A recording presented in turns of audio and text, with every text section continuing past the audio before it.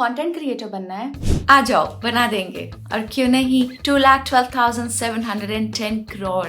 जी हाँ, grand view research की एक रिपोर्ट के अकॉर्डिंग डिजिटल कंटेंट क्रिएशन का मार्केट $25.6 बिलियन जितना बड़ा है।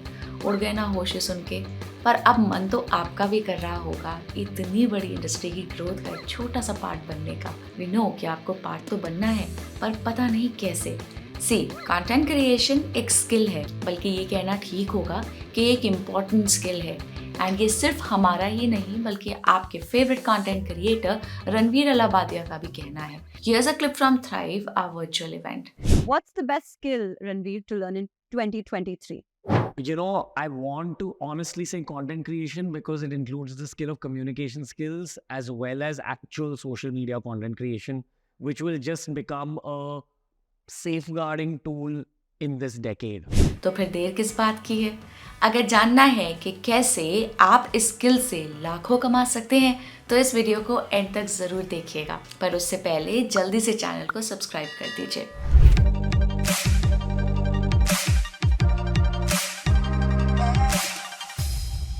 Step number 1, decide your niche. Content हजारों लाखों तरीके का होता है। अगर कोई एक तरफ फाइनेंस की बात कर रहा है, तो कोई दूसरी तरफ फैशन की बात कर रहा होगा, कोई फूड की तो कोई फिटनेस की। तो आपको किसकी बात करनी है? इसे डिसाइड करने का बेस्ट तरीका है कि आप सिर्फ अपने पैशन को फॉलो करिए।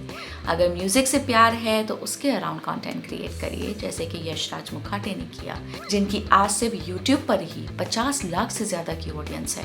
अगर आपको फिटनेस का शौक है तो आप अंकित बयानपुरिया की तरह कंटेंट क्रिएट कर सकते हो, जिनके 75 डेज चैलेंज ने पूरे इंडिया को अपना फैन बना दिया है। जब आपने नीश सिलेक्ट कर ली, तो स्टार्ट करने का बेस्ट तरीका है ट्रेंड को फॉलो करिए। मतलब कि देखिए आजकल क्या ट्रेंडिंग है, कौन से टॉपिक्स न्यूज में हैं और कौन से कीवर्ड्स पॉपुलर हैं। इसमें आपको थोड़ी रिसर्च करनी पड़ेगी, लेकिन ये कोई मुश्किल काम नहीं है। आजकल इंटरनेट पे बहुत सारे टूल्स अवेलेबल हैं जो आपको इसमें हेल्प कर सकते हैं, जैसे कि Google Trends, BuzzSumo, answer the public etcetera. इन टूल्स की मदद से आप अपने निश से रिलेटेड कीवर्ड्स और टॉपिक्स का पता लगा सकते हैं और देख सकते हैं कि कौन से टॉपिक्स पर लोग ज़्यादा सर्च या बात करते हैं। इससे आपको अपने कंटेंट को रेलेवेंट और एंगेजिंग बनाने में हेल्प मिलेगी। Step number 2, select the platform. अब इसके बाद आपको अपना प्लेटफॉर्म सिलेक्ट करना है, यानी कि आप अपना कंटेंट किस वेबसाइट या ऐप पर शेयर करना चाहते हैं, जैसे कि यूट्यूब, इंस्टाग्राम, फेसबुक एटसेट्रा। हर प्लेटफॉर्म का अपना एक फॉर्मेट और ऑडियंस होता है। आपको ये डिसाइड करना है कि आपका कंटेंट कौन से प्लेटफॉर्म पे सबसे ज़्यादा फिट बैठता है और कौन से प्लेटफॉर्म पे आपके कंटेंट को सबसे ज़्यादा व्यूज़ और एंगेजमेंट मिल सकती है। आप एक से ज़्यादा प्लेटफॉर्म पर भी अपना कंटेंट शेयर कर सकते हैं, लेकिन इसके लिए आपको थोड़ा स्मार्ट वर्क करना पड़ेगा। इसके लिए आप गैरी वी के कंटेंट मॉडल को फॉलो कर सकते हैं। बेसिकली इस मॉडल में आप एक लॉन्ग फॉर्म कंटेंट क्रिएट करते हैं, जिसे पिलर कंटेंट कहा जाता है। ये कंटेंट किसी भी टॉपिक को डिटेल में कवर करता है और इससे आप अलग अलग प्लेटफॉर्म्स पे डिस्ट्रीब्यूट कर देते हैं। फिर आप इस पिलर कंटेंट को छोटे छोटे पीसेस में ब्रेक करके माइक्रो कंटेंट बनाते हैं। ये माइक्रो कंटेंट आपके ऑडियंस को एंगेज करता है और उन्हें आपके पिलर कंटेंट की तरफ अट्रैक्ट करता है। आपको बस अपने वीडियो को ऐसे स्ट्रक्चर करना है कि आप उसे अलग अलग एंगल से प्रेजेंट कर सकें। इससे आपका कंटेंट ज़्यादा लोगों तक पहुंचेगा और आपको ऑडियंस बेस भी बढ़ेगा। Step number 3, create content. अब जब आपने अपना प्लेटफॉर्म सिलेक्ट कर लिया है, तो अब आपको अपना कंटेंट क्रिएट और एडिट करना है। कंटेंट बनाते हुए एक सिंपल सा फॉर्मूला याद रखें, RRR, यानी कि रिलेटेबल, रिलायबल एंड रेलेवेंट। पहले बात करते हैं रिलेटेबिलिटी की। सिंपल सी चीज़ है, अगर आपकी ऑडियंस आपके कंटेंट से रिलेट कर पा रही है, अगर उन्हें लग रहा है कि आप उनके जैसे ही हैं, उनकी जैसी लाइफ जीते हैं, उनके जैसे प्रॉब्लम्स का सामना करते हैं, उनकी प्रॉब्लम्स का सल्यूशन बताते हैं, आप तभी एक सक्सेसफुल कंटेंट क्रिएटर बन पाएंगे। और इसी रिलेटेबिलिटी फैक्टर की वजह से डेली व्लॉगर्स आज इतने सक्सेसफुल हैं। नेक्स्ट हम आते हैं रिलायबिलिटी पे। मान लो कि आप एक फाइनेंस क्रिएटर को रिलीजियसली फॉलो करते हो और एक दिन वो एक फ्रॉड कंपनी का प्रमोशन करके आपको उसमें इन्वेस्ट करने को कहते हैं एंड कुछ टाइम बाद आपको बहुत बड़ा लॉस हो जाता है। तो क्या आप अब उस कंटेंट क्रिएटर को फॉलो करना चाहोगे?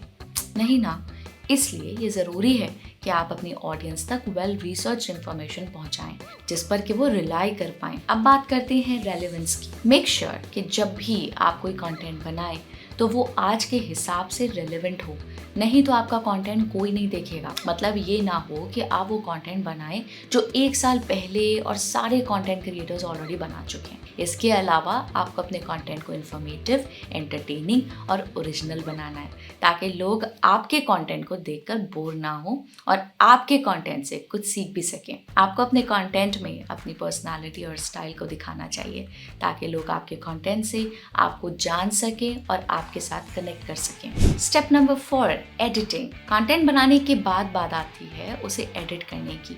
एडिटिंग से आपका कंटेंट ज़्यादा पॉलिश्ड, अट्रैक्टिव और प्रोफेशनल लगता है। आजकल AI का ज़माना है और इसलिए आप सिर्फ और सिर्फ कुछ AI एडिटिंग टूल से भी कमाल की एडिटिंग कर सकते हैं, जैसे कि Adobe Premiere Pro, Synthesia, Runway etc. इन टूल्स की मदद से आप अपने कंटेंट को ईजिली और क्विकली एडिट कर सकते हैं और उसमें कुछ कूल इफेक्ट्स या ग्राफिक्स भी डाल सकते हैं। एंड रनवे और सिंथेसिया से तो आप इवन टेक्स्ट से वीडियो भी बना सकते हैं। एंड अगर आप आज भी कैमरा शाय हैं तो आप AI टूल्स की मदद से अपना AI एवटार भी बना सकते हैं और उसके थ्रू वीडियोस क्रिएट कर सकते हैं, जैसे इस YouTube चैनल ने किया। AI एवटार बनाने के लिए आप स्टूडियो DID का यूज़ कर सकते हैं। Step number 5, monetisation. अब जब आपका कंटेंट क्रिएट और एडिट हो गया है तो अब जानते हैं कि इससे आप पैसे कैसे कमा पाएंगे। आपको अपने कंटेंट को मोनेटाइज करने के लिए कुछ स्ट्रैटेजीज फॉलो करनी होगी और इसमें आपको पहले ये जान लेना चाहिए कि जितना हो सके आपको अपनी इनकम स्ट्रीम्स को डाइवर्सिफाई करना चाहिए, जिसके लिए आप अलग अलग प्लेटफॉर्म्स और मेथड्स ट्राई कर सकते हैं। इससे आपकी इनकम सिक्योर और सस्टेनेबल होगी। सी, कंटेंट क्रिएशन का मतलब सिर्फ पैसे कमाना नहीं है, बल्कि अपने आप को एक्सप्रेस करना और अपने ऑडियंस से कनेक्ट करना भी है। एंड अगर आपकी ऑडियंस आपसे कनेक्ट करती है तो आप अपने इस कनेक्शन को 2 तरह से मोनेटाइज कर सकते हैं। या तो आप अपना कंटेंट सेल कर सकते हैं या फिर आप अपनी ऑडियंस को एडवर्टाइजर्स तक पहुंचा सकते हैं। कंटेंट सेल करना मतलब है कि आप अपने कंटेंट के पैसे लें, जैसे कि online courses, e-books, podcast etcetera. Audience को एडवर्टाइजर्स तक पहुंचाने का मतलब है कि आप एडवर्टाइजर्स से अपनी ऑडियंस को कनेक्ट करने के पैसे लें, जैसे कि ads, affiliate links, sponsorship messages etcetera. And ऐसे मोनेटाइजेशन करने के लिए आपके पास कई तरीके हैं, चलो उन्हें समझते हैं। First is advertising. आप अपनी ऑडियंस को एडवर्टाइजर्स को सेल करके उन्हें प्रोडक्ट तक पहुंचाने के पैसे ले सकते हैं।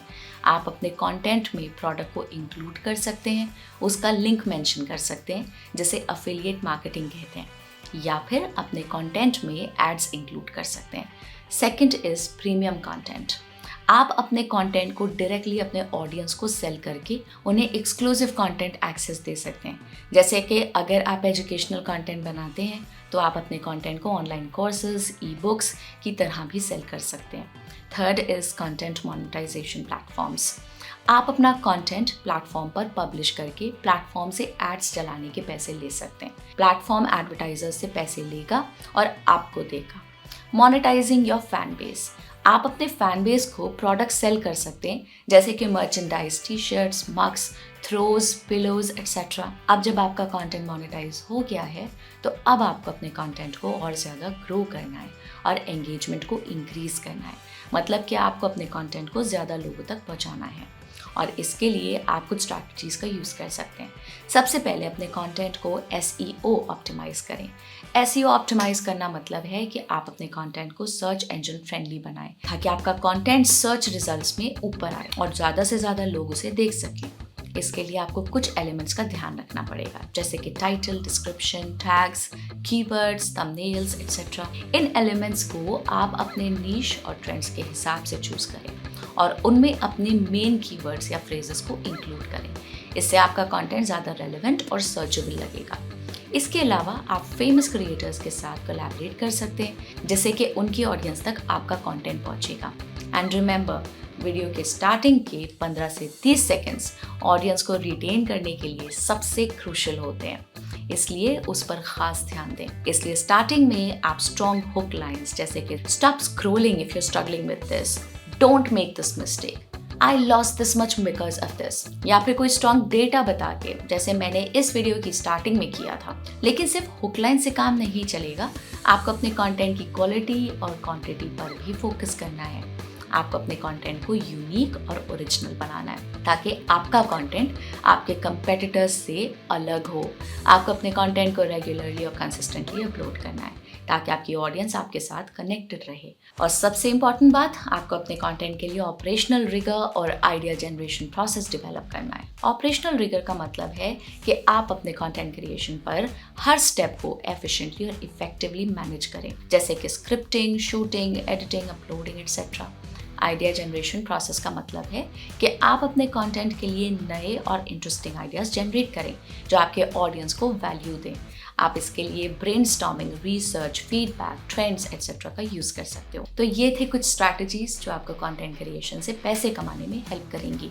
मैं उम्मीद करती हूँ कि आपको ये वीडियो पसंद आया होगा और आपको सीखने को इसमें से बहुत कुछ मिला होगा कि आप कौन से टूल्स यूज़ कर सकते हैं, कैसे टॉपिक सिलेक्ट कर सकते हैं, क्या स्ट्रैटेजीज यूज़ कर सकते हैं, कैसे कंटेंट मोनेटाइज कर सकते हैं और कैसे एक सक्सेसफुल कंटेंट क्रिएटर बन सकते हैं। अगर आपके पास इन स्ट्रैटेजीज के अलावा कोई और स्ट्रैटेजी भी है तो हमें कमेंट सेक्शन में ज़रूर बताइए। और हाँ, अगर आपने इस चैनल को अभी तक सब्सक्राइब नहीं किया है तो अभी सब्सक्राइब कर लें, क्योंकि हम आपके लिए ऐसे ही इंफॉर्मेटिव वीडियोज़ लाते रहेंगे। Bye bye.